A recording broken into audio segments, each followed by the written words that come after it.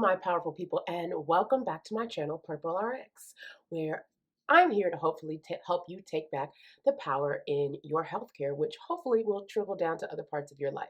I'm Renata, your friendly and resourceful Farm D. I can't even get it out. So, think of us last week or last episode, channel episode, whatever. Last episode, we basically talked about taking control of your healthcare and basically taking the power back and knowing what decisions you need to make. So, one of the things I was talking about was how to have a good relationship with your doctor and knowing your doctor. So, today we're going to talk about who's your doctor. And I'm going to help walk you through some things that you want to look for when trying to find the doctor that's right for you. Because trust is out there. A relationship with your doctor is like being in any other relationship. It takes time, it takes work on both people's parts, and it takes actually just taking the time to really get to know that person, to know if that person is right for you or not. Sometimes you can know it off bat, sometimes you don't. So in the Black community, we have trust issues. It's real. Trust issues goes back to our great grandparents, parents. It goes back to slave days. And I'm not going to say beyond that because I know in Africa we had doctors, they were different kind of doctors, but here in America, we don't really trust the doctors and per se healthcare system. Well, who's to blame us? I wouldn't blame us either. I mean, look at the Tuskegee experiment. Look at slavery back in the day when they experimented on us like we were animals. And that is the beginnings of our relationship with doctor-patient relationship in America. So I think that's going to be tainted, and our ancestors are going to do nothing but pass that down to stick to nothing but home remedies, which is not, there's nothing wrong with natural medicine. A mix of natural medicine and some new innovative things can work wonders. And it could be great for some people. So I say this to say, I get it. It's hard to trust. It is hard to build another relationship when it's been passed down for generation to generation that this is how they treat our people. And we still see it today. We see it today that whites receive better care than 41.1% of blacks. That's ridiculous. That is ridiculous. That shouldn't even be happening. It shouldn't be happening where women are not receiving the care that they need when it comes to pregnancy. When we're just not receiving the care that we need or deserve, period. That should be a given. Everybody should get the health care that they deserve. This is life or death. This is life sustaining. So that information should be given to us, and we should not be just researched on, but we should also be treated more humanely and treated with the care just as much as a white person. We should all be treated equally. And it should all be based on the doctor wanting to do their job to make sure they take care of the patient. Because initially, that's what I went to school for. I didn't go to school to make sure let me make sure these white people get their care. No, I made sure that everybody gets the care that they deserve and the information that they need. And that's what I'm here for. I am the resource. And I want to be your resource and help you out and guide you. So in looking at a doctor, it has been shown that a doctor-patient relationship directly correlates with somebody's health care, and how they handle and manage their disease state. So if you don't have somebody helping you and guiding you, because you got to remember, a lot of us go and we have access and get the information. I actually went to school an undergrad for 4 years and graduated, and then I went and got my doctorate in pharmacy for another 4 years. And within that time, it's basically they're just dumping all this information on you and resources to find it and how to correlate things. And that is what I went to school for. I went to school to be a resource and a help for you.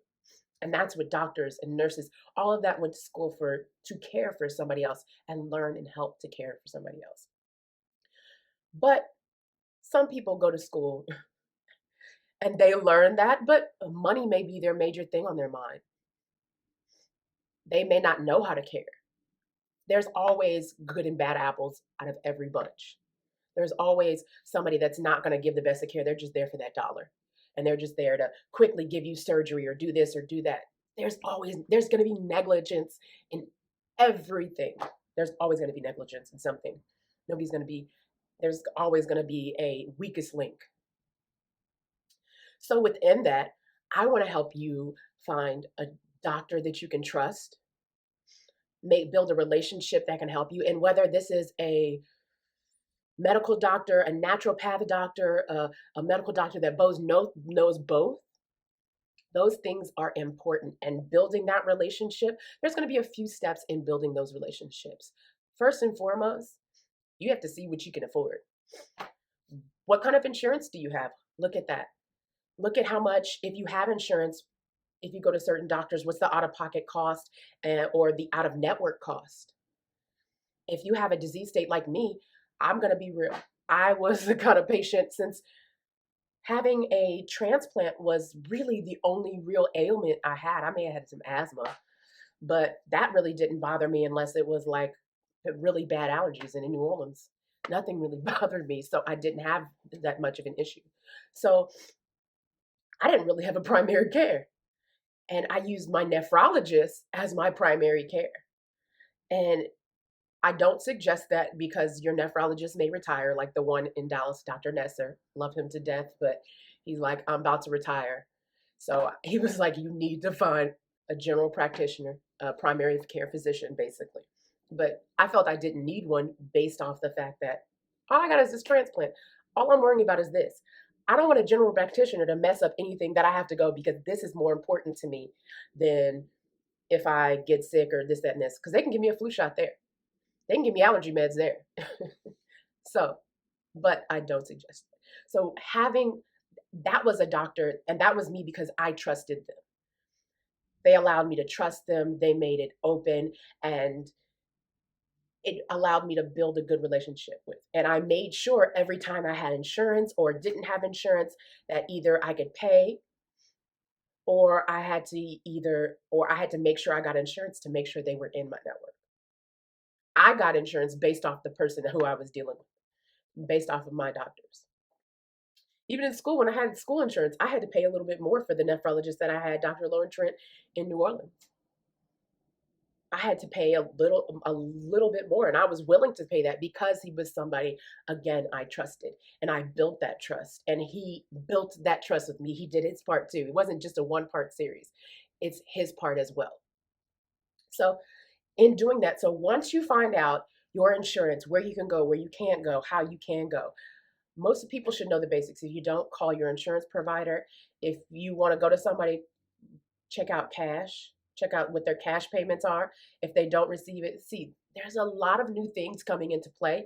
There's some new things like teledoc, which is you text somebody or you go through a video and they basically, but that's usually for small things like maybe colds, or if you believe you have like sinus infection or some kind of small infection or urinary tract infection. Actually, they may not even do that. But for something like that, they kind of tread lightly for certain things. And so if you're needing a doctor quickly, yes, there is some teledoc. I'll have to do another video on that, because that is a whole nother way to go when you're going in teledoc. Because you have to really, in order to use teledoc, you have to really know what's going on with you. You have to know the ins and outs of your own disease state, of yourself, and of what's going on with you. They're going to ask you, but it's best that you also know. So I digress. So what else do you look for when you're to choose the right doctor for you? What are your needs as a patient? What do you need as a patient? Me, I was pretty informed, but sometimes I need somebody, and I'm very vocal and assertive in what I know I want, what I know I need. And sometimes I need somebody that gives me a little pushback. Well, when I actually did it, I was probably young. And when I went to my nephrologist, and I was like, no, I have school, I have this, I have that. And he just was like, no, you're staying for this. You need to do this. So sometimes we need a doctor that's going to be able to set us straight if you need to be set straight. And now when I say set you straight, that just means somebody's going to be stern with you and very upfront and honest with you. Do you need somebody who has great bedside manner, who's gentle and calm and really gives you the full information? What do you need in your doctor? That's one thing you really need to find out is, what do you need? What helps you trust somebody? Do you need the right information? Do you know where to go? Do you want somebody to tell you where to go, what your labs look like, explain what your labs are? If that's what you need because you don't are having a hard time doing your own research, hey, and your doctor should be giving you your resources. But what do you need in order for it to be a good relationship with your doctor? In order for you to trust him, what do you need? Honesty, integrity, not just somebody who's cheap, not just somebody that's quick and easy and in your area and convenient. What do you really need in your care? Do you need somebody that's going to tell you about yourself or tell you or be straight up with you and tell you, hey, if you continue on this route, this can happen with you. If you decide not to do this, this can happen. But at the end of the day, it's your choice. I'm a very direct person, so I liked a doctor who was direct, wasn't icing on the cake, but who was kind and compassionate and considerate. Compassion is something that I need. I need somebody with compassion and with understanding. That's just important for your needs. Figure out what your needs are. So, next, in what do you find in your doctor? Can they relate to you? Can they understand you? Do they understand what you're going through? If you're in, like me, when I was in college, he could relate to me. He knew that I was in pharmacy school. So he gave me his lab, his code to see the labs of my own histology. And he didn't have to explain because I already told him I had been through histology. And he would be willing to explain. Do they understand your financial situation? Do they understand your home situation? Do they understand how to work through those things? Yes, it's not their job to work through all of those things for you, but do they understand it? Can they get with it? Are they just saying, well, you need to find a way and figure it out? That is not somebody you want as a doctor who's telling you something like that. Again, compassion comes in very strongly. So if your doctor's just telling you what to do and you're telling what your hurdles are, and he's either he can help give you ideas, but at some point, if you're always making an excuse, he's gonna have to tell you straight up what it is. And that's on you. Again, there's a two-part thing to this doctor-patient relationship. It's not just on your doctor, it's on you too. So this comes into being honest with yourself and knowing, do they understand you? Are you really getting through your own problems? Are you really navigating your situation correctly? Have they been in your situation before? If they can't really understand your situation of you being on not having access to healthy foods, and they can't give you resources to who around there has access to it or who in that area is doing a farm stand or something like that, if they can't give you that, do they have somebody in their office that can help you with that? Do they have somebody that advocates or gives you those resources when you leave? Do they have that? If they can't understand you, maybe you don't need to be with the doctor. And it doesn't matter if they're, like I said, the color of the doctor does not matter, because some doctors been, it doesn't matter. They've been through some neighborhoods you've been through or been with and worked in the neighborhood that you've worked in, and they understand what you're going through and what you're dealing with and how you're dealing with it. Maybe that you forget to take your meds because you've got two jobs, you got to feed your kids, you got to do this, you got to walk, there's so many things that are barriers. Are they understanding of the barriers and then finding help or helping you find ways to get through those barriers and making suggestions? Can they relate to you? Can they help you out? Do they understand the way you talk, your dialect, the way you communicate, your language? If they ain't speaking your language, they need to go.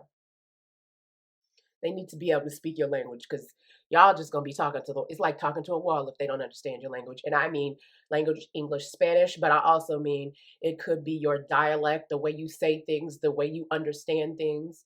Maybe you say something, I live in New Orleans, going to the grocery store, make groceries. Can they understand that? Do they know what you're talking about when you say those things? Can they relate to your religious beliefs like we talked about before? your race. The fears that you have, can they relate to that or understand it and know where you come from and know that this has happened in the history of Black people? So, because this has happened in the history of Black people, I need to be more patient, considerate, and understanding and explain and build trust in different ways. I can't build trust with this patient over here like I could build trust. And your relationship with your doctor should be yours alone. Y'all shouldn't be like a ticket where he treats you all the same way. He should be able to know how to relate in each way to each one of you. Have some kind of a relationship where if your doctor ain't asking about how you're doing, oh, you got or listening to any of that, and don't get me wrong, some doctors are on a time crunch. But if that's too much for you, find a doctor that has time. There's some doctors that know how to take the time and use their time wisely, and some doctors just aren't the best at it. They're just trying to get in and get out, and all they give you is 15 minutes.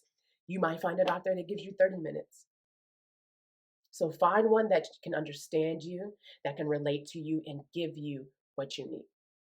Also, another part is, how is their office ran? How are the people in their office? How is office life? That is a really important part in choosing a doctor. It's not just important because of wait times, but that sometimes tells you how this doctor or the manager he's chose, how they run the actual facility and how efficient he's going to be for you and how helpful it's partly going to be for you. How efficient your actual visit is going to be. So things like, are you waiting for 2 hours just to see a doctor for 30 or 15 minutes? Are they cleaning up every time you come out? Are they giving away your information? Do they have poor attitudes at the front desk? That'll push you away really quick. You don't have to accept any kind of attitude, and of course we don't accept any kind of attitude at the front desk. We're ready to give it back, but you don't have to stay or accept or think you just because either he's going to get his office together. Because trust, I have an aunt who's a cardiologist, and she will get everybody in check and make sure that office is ran nicely in the most proper way. Because they are the first people that you see before you even see the doctor. You're gonna see his secretary, his assistant. Are they giving you attitudes? When you ask for information you need, do they act like they don't hear you? And if you do have a problem with that, have you brought it up to your doctor? Please you must make sure you bring it up to your doctor if you find a doctor and that has happened. Make sure you bring it up to them. That's important. If you don't communicate the issues, you just running away is not going to allow you to build trust, and it's not going to allow y'all to build a trusting relationship. You have to actually deal with the issues and deal with them in a considerate and understandable way. Because trust, doctors are under a lot of stress just as much as nurses and all those people in the office. So if it's just a stressful day, sometimes you got to give people a break. You don't always have the best days. Trust, I don't always have the best days. So know what you're dealing with. Know how the office is ran. If every time you go in there, somebody got an attitude, they can't get you on time, they're not communicating when your next appointment is, they haven't written it down, or they're not even calling you when they say they're supposed to call you before your appointment and you don't get the call or the text or whatever, if that communication is poor, if every time you go to get your meds, they say they called up there and they didn't call up there, because the nurse can do that.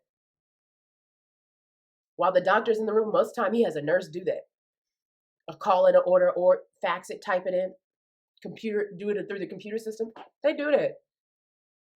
So if that's really not done and you always have to wait, you might want to find a new doctor or tell the doctor about it. And if they don't fix it, and if you don't give them a chance to fix it, then that's when it's time to find another relationship, or just look at the relationship that you have with the doctor and look at how that office is running. Because how efficient or how inefficient that office is running is a part of your care. It's a part of what you're paying for. It's a part of what you're getting and what they're supposed to be giving to you. Also, I said about timing. Does it feel comfortable in the office? Do you always feel like the odd person out? Are they always making you feel like a stranger or like, we don't like her? Like, why? That shouldn't even be happening.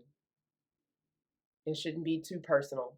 If somebody, if you basically talk to your doctor about somebody in the office having attitude and they come back worse, let the doctor know, and then maybe you may have to be out. So no, how is that office run? That is just as important as knowing and building trust within a doctor and finding a doctor. That is just as an important part. And also, I forgot to say within the office, know the other doctors in the office, because there's a lot of doctors that are like, especially like some gynecologists will have a backup doctor. Know who their backup doctor is.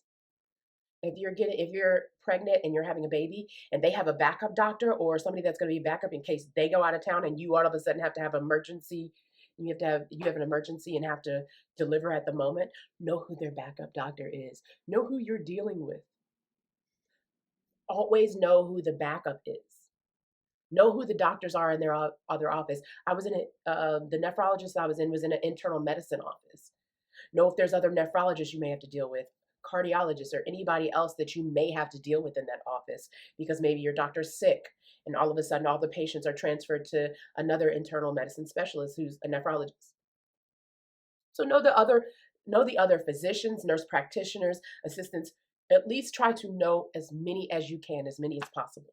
And know if you have somewhat of a good relationship and you know they're compassionate and they listen. Because if you go to Dallas Nephrology Associates, DNA, it's like 15, 20 doctors in there. And then some people are doing rotations. So, but you know who your original doctor is. Like if I had a problem, I'd be like, Dr. Nessa. I wasn't feeling that. I don't know who that was, or I could talk to him right then. But again, you have so many other doctors that are still also going through there. But know what you're dealing with. And so know the environment. And how much are you getting billed? Pay attention to your bills. Like I said, if you with Medicare and Medicaid, they will be on it, on and popping, and they will get their money back quick. And drop that doctor, drop that nurse, drop that office really quick. How are you getting billed? Are they overbilling you? Are they billing you too much? Do you know their guidelines of what they're billing? Are they going to bill you for an appointment if you missed an appointment? Are they going to bill you for every little thing and know what you're getting billed for? Know what you're dealing with. Because some people try to slide some extra fees in there. Not all, just some. And is your treatment worth the bill? Is your treatment really worth that bill? That's something you have to think about. If you're paying this money for this great doctor who's out of network and you're still not getting the treatment that you deserve, the neglect, how much are you getting billed? Is it worth the bill? Is the wait worth the bill? Is the people that you're dealing with worth the bill? The doctor, are you getting overbilled, underbilled? Talk about those things. Look at those things. These are all helping us to choose the right doctor for us. You want to make sure that you choose the right doctor for you, because that is like the first step in getting the best care that you deserve. And I know that that's not going to fix every problem. But what I've learned is once you start with you and you start taking care of your household and your things and speaking up and no longer taking less than what you deserve, you will get what you need. But you have to be aware of your needs and you have to know what to take, what not to take, and how to look and how not to look. And I mean what to look for and what not to deal with or not to worry about. So also, how do you get your needs met when you're at a doctor? So use your time wisely. Because like I said, in a doctor's office, you could maybe get 30 to 40 minutes. You are doing great if you get 30 to 40 minutes at a doctor. Sometimes it's 15 minutes. So your best thing is to always be prepared before you go to the doctor. Be prepared with any questions. Be prepared with any things of side effects or any issues that you've been having. Be prepared with all of those things that you've experienced, side effects, everything that you have. Keep a journal. Write it in notes in your phone and say, my next doctor visit, ask my doctor about this. Make sure that you keep a note. And if you don't, keep a mental note if you don't need notes, but keep a note somewhere and be prepared. Use that time that they're giving you wisely. And sometimes when you use that time wisely, that doctor will extend that time because he wants to make sure to get all your questions and your needs met and give you the resources and things that you need if he's the right doctor.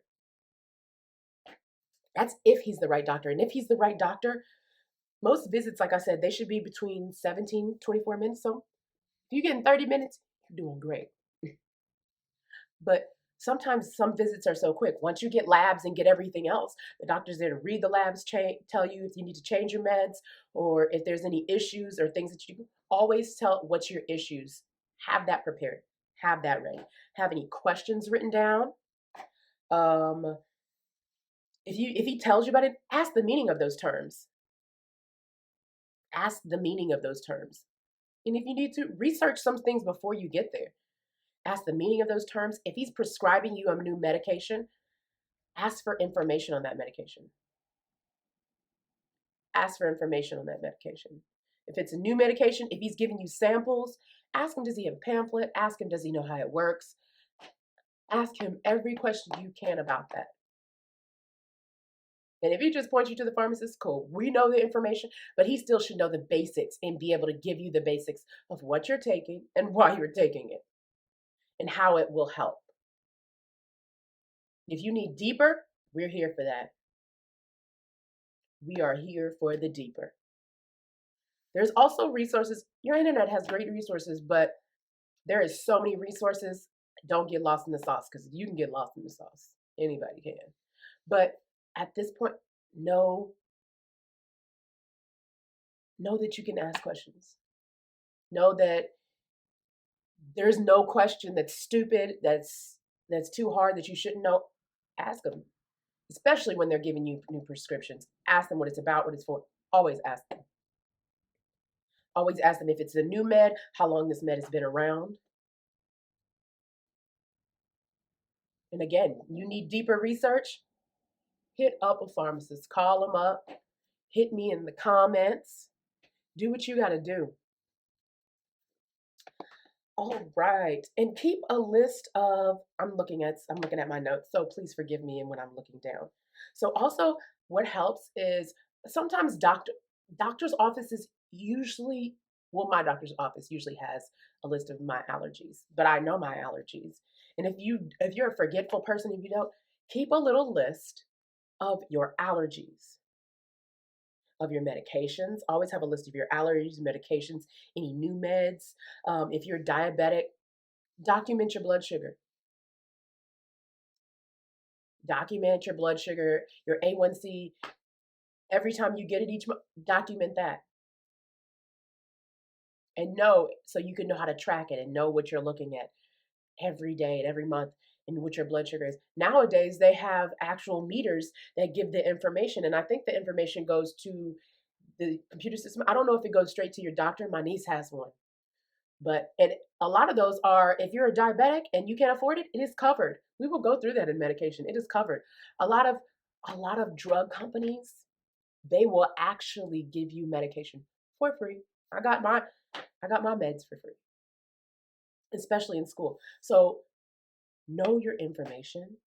This is going to help you to get your needs met. Be prepared. Always be prepared. Always be prepared. Keep a list of those issues that you have. If those issues keep coming up and you keep having side effects with meds and you don't like side effects, those side effects, tell your doctor you need something new. You're not feeling it. Tell your doctor that you need something new. See what other alternatives you can take. See what other things you can do. So also, ask for pamphlets. Ask for information. Don't be scared to ask for information. Information on your disease state, information on new vaccines, information on your medication, information on procedures that they're about to do to you, invasive, non-invasive. Ask for information. And ask them, where can I research this? And if you're not, put in the comments. Ask me where you can research it and what are reputable sites and what are places that will give you proper information. So also, if you need something to get your needs met, sometimes, like I said, we need an advocate. Sometimes the advocate can be in the office, but sometimes it's best to bring your own family members. Bring your daughter, son, grandkids, if you're willing to let them hear your information. Bring them. Sometimes they may have questions because they're your caretakers. Bring somebody who understands and who knows what's going on with you and how they can help you. Especially if there's any language barriers or any issues like that, bring a family member and just give them authorization to get the information that day.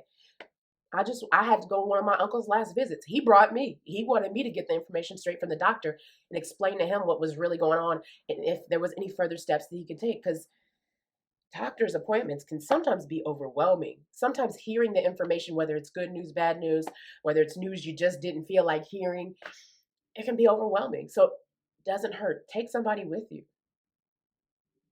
Or have them write it down and print you off the information.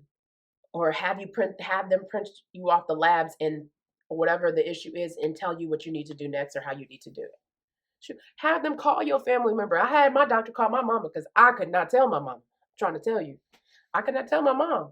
So I had to have my doctor do it. My nephrologist called and I was just like, I got to go to work. You can keep talking to her. She's going to have 50,000 questions for you. And she did. And I was like, it was so overwhelming at that moment. I didn't have the wherewithal to even answer a basic question from her. So I had my doctor do it. Give him the number and have the person to call. And I think he may have called from cell phone, office phone, or I called from his office phone. So, and also ask your doctor what to expect from the next visit. They should be able to tell you. When I go up here to DNA in Dallas, they tell me, okay, so you're going to get a glow fill. We need a glow fill. We need labs. We need your cholesterol next time. We need know what you're about to get your next appointment. Most doctors should be telling you that. We looked at this appointment. Next appointment, we need to look at this. Is this an issue for you? We've seen this is more of an issue in pregnant women or blah, blah, blah. We're going to look at this time or next time. In your ultrasounds, in whatever's going on, know what is up for your next visit. Know what you should be actually looking at for your next visit. Or also even ask your doctor what you need to prepare for next time. What you need to, I know this sounds like a test. What do I need to prepare for my next? Just ask your doctor, where do I need to be? What is the best place I need to be? So this is my goal. So how do I get to my goal? Is there any advice you have to give to my goal? Also to get your needs met, know what kind of like visit you're having with your doctor. Know what kind of, if you're getting your doctor each time, or like mine, are you getting the nurse practitioner? Or are you getting a person in a fellowship? What are you getting? How aware are you? Me, sometimes that's okay with me because I know what's going on. And if they tell me something, I know, okay, this is what I got to do to adjust. This is what the issue is. And if I have an issue, I can go around the corner and be like, Dr. Nesser, what's going on if I had an issue? So know how you're communicating with your doctors and how they're communicating with you. If they're just giving you a piece of paper and telling you this is it, and that's not the only thing you should be getting. That's not how you should be seeing your doctor and getting the information you need to get from your doctor. And at this moment, telemed is making some strides, but you're going to have to, telemed is great for people that need maybe something quick, like an antibiotic, like I said, and have minimal issues, minimal excess disease states, such as diabetes, because some of those things can make things more complicated. Telemed is great for that. If you're at home and you have a flu and you don't want to go anywhere, or you had something and you don't want to go. But telemed is not for everyone. And no, if somebody uses telemed, that may not be a place for you. If you need more information, if you need somebody that is really going to talk back to you, it may not be the place for you. But as it makes strides, that could be something. It could be something different for a whole lot of people, because as this time changes, so many things are in video, and so many people want to shoot. People don't even watch television anymore. They're streaming everything. I'm not even gonna lie. I don't even have cable. Streaming everything. So just know that times are going to change, and it's so much better if you take this information and use it to your benefit. Know your needs and know how to deal with somebody or how to find the right doctor for you. So say you go to your doctor's office, like I said, and you're having this doctor, and you're having issues. You're having issues with the office. You're having issues uh, um, with how the doctor has treated you. Maybe he's been discriminatory. Maybe he's been biased. Maybe he's not been giving you the care, ignoring what you say. That's not good. Ignoring what you say, not listening to you, and just telling you, here, take this. There's some people that go through like water and just ready to write a prescription and tell you to take this or tell you to change this or tell you, oh, okay. If he's not listening to you, that's an issue. If your doctor's not listening to you, that's a pretty big issue because you are a part of your care. You're a big part of your care. You're the one who has to deal with this on a daily basis. You're the one who has to deal with meds and stuff on a daily basis. And I'm not saying just deny and don't take meds, but there's times when you want to switch meds. There's times when that med may be causing more issues than it is benefiting you. And you may just need to switch to something else that's in a different class. So if you're having issues where your doctor is not listening to you and your the office is horrible, maybe you're getting overbilled. This could be doctor, dentist, this could be anybody. Because some dentists out there have been overbilling extra, adding 10 on 20, adding 20 on 10 and doing and doing just doing too much. So how do we deal with these issues? Start by talking directly to your doctor. Be saying, hey, you know what? I don't appreciate the way you talk to me. That seemed a little biased. I don't appreciate what you said. I didn't appreciate how you said it. I don't appreciate you coming in here and giving me half service when I pay you so much or so much of what I give. Or I don't appreciate you not listening to me. Tell your doctor that. Let your doctor know. Do it in a nice, considerate way. If that doesn't work, and if they do not respond, don't let your emotions rule it. Don't let your emotions rule it, because emotions can cloud the way your message gets across, and they don't hear the message. So don't let your emotions rule it. So hit it with a little bit of tact, with consideration, and just look at the situation from a whole. Because you have to remember, there's stuff coming from their side and your side. And if you don't like that you didn't get enough time, hey, talk to the doctor and see if there's another option. Because sometimes once doctors hear that, they're like, oh, there's an issue, let me fix that issue. Now, if your doctor ain't trying to hear that issue and he don't want to do anything, if you feel discriminated against, there's options. So if you feel discriminated against from age, race, religion, sexual orientation,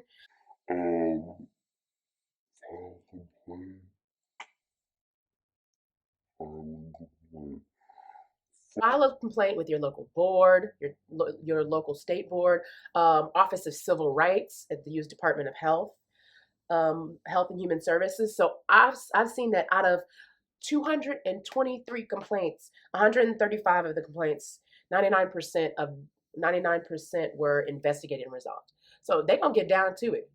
Office of Civil Rights will take care of it if you feel like you've been continually discriminated against, or somebody is continually not treating you biased based off your sexual orientation, your race, your age, your religion, any of those, your gender. Report that. Report it. Don't hesitate, but report it. But also make sure, please make sure first. Because sometimes, like I said, emotions can get in the way. Emotions from our past or things. So address it with your doctor. And if your doctor still doesn't hear the address, do what you got to do. You got to record. Everybody's recording nowadays. So people be careful what they say, how they do. And know what you're dealing with. Just know what you're dealing with. So also some issues that you may encounter is one. So my doctor, Dr. Nesser, is actually retiring, and I think he actually retired. 2020, he had a plan already to retire. Funny, before this. So what is your plan? Because I am a diehard. Once I find a doctor, I'm sticking with that doctor. I trust that doctor. I love that doctor. But thanks God, DNA has multiple doctors that I can deal with. And so those multiple doctors are there to help take place. And there's just like I said, always multiple doctors. But if you are in an office that does not have multiple doctors, your doctor should be able to tell you before that he's planning to retire. If he didn't tell you before, then there was some kind of emergency or some kind of issue where he was forced to retire. But in that instance or there was some kind of, yeah, issue where he was forced to retire. In that issue, do you have a backup plan? Do you have another doctor you can go to, or do they have a replacement already there for you? And if they do, you're probably going to have to vet that doctor out and see if that doctor is right for you. Make sure you have somewhat of a backup plan. You know somewhere to look. You know that if they have another doctor, or how much time you have to look for another doctor. And if so, can he give you any recommendations? And from those recommendations, that does not mean you found yourself a doctor. That means you need to go through this process again and find out if that doctor is right for you. So also, like I said, if a doctor doesn't show up, if a doctor goes on vacation, are you prepared for those things? Like I said, do you like the other doctors in their office? Those are things you have to look at when you're also looking at a doctor, and those are issues you may come into when dealing with a doctor. Doctors need vacation too. They need a break. A lot of doctors, a lot of people in the healthcare industry become overworked. Some don't, but a lot of people do. A lot of people get tired, fatigued, you get wore out because a lot of times you're taking on a lot more other people's issues and trying to fix and solve and help them navigate something that's so different. So it can become quite intensive emotionally and people need a break. So know what your plan is if they go on vacation. If they're a good doctor, they'll tell you when they're going on vacation or when they're retiring and give you time to find a replacement, move a different office, do those things. Okay, so say you go to your doctor, and sometimes we are human. I mean, we're not robots. We don't have it all together. We're not perfect. We're not. I promise you. Sure, if I was, I would. Anyway, but anyway, so there's going to be errors sometimes. Sometimes there's going to be medical errors. But when you look at those medical errors, are they errors? Is your medical error resulting in personal injury, hospitalization, disability, diminished quality of life? Are you getting somebody else's organ that you should not be getting? Did they just totally give you the wrong medication and not pay attention, and that made you go into shock in some way? Um, have you been hospitalized because of somebody's negligence? Because some things are error, but some things are very negligent. There's a difference between error and negligent. Um, in pharmacy, there can be a lot of errors because some drugs sound the same. Some drugs look the same. That's why you're scanning 10 and 3 times and boop, boop, boop. Does this bottle match this? Does this match this? We're not just scanning the bottle. We're also looking in the bottle to make sure that matches what's in this bottle. Are there things mixed? Trust, it happens. It happens. So errors are like, I accidentally, I've seen it happen. During a med pass, I've seen a nurse almost give somebody else's meds. And thank God they announced it and told her off. And the person was like, them ain't my meds. She kind of went off on it. But error happens. Is it negligent or is it just an error? So if you're ending up where you've gotten sick from it, if you've gotten hospitalized from it, if you've gotten a diminished quality of life because of somebody's error, if a family member has died because of that, then you may have to be looking into getting a lawyer at that point. Look into getting somebody who can, because it looks like that could be a case. But then the lawyer has to look to see, is that negligence or has that been error? And that's an error that's happened so many times in the medical industry that we now have to have like a national chain of command where we change things around and we do things differently and we add in another step because it's been an error that's happened multiple times.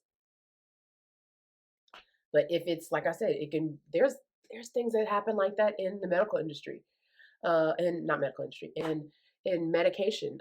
Like, it's not really an error, but just like when you find side effects years later, Because what really happens is we can do trials and tests, but a lot of times those are in populations, populations that are small and that don't hit everything. The thing about drugs is everybody is so different. Everybody's body is so different. And drugs should be more tailored to each person. And as it's grown, it's become more that way. But in previous years, like Risperidone, remember the Risperidone commercial? Basically little boys were getting boobs due due to the medication. That was basically a lawsuit that they were having on TV, and you'd hear commercials about it. And that's because over the years they had seen that little kids that were taking Risperidone would end up with that, and that it took years to see those results. Nothing in this industry in life is ever going to be perfect or have all the answers. And as we go along with this, we just sometimes have to see if the benefits are outweighing the risk. But within those errors, you know what error is right, what error is negligent, what error is good for you, what error not good for you, what error is a mistake, or what error is just really negligent and fraudulent, and that person has just basically done that multiple times and not paid attention or been careless. In that instance, make sure you get a lawyer. Make sure you talk to somebody. Make sure you talk to a medical lawyer. You talk to somebody in the healthcare industry.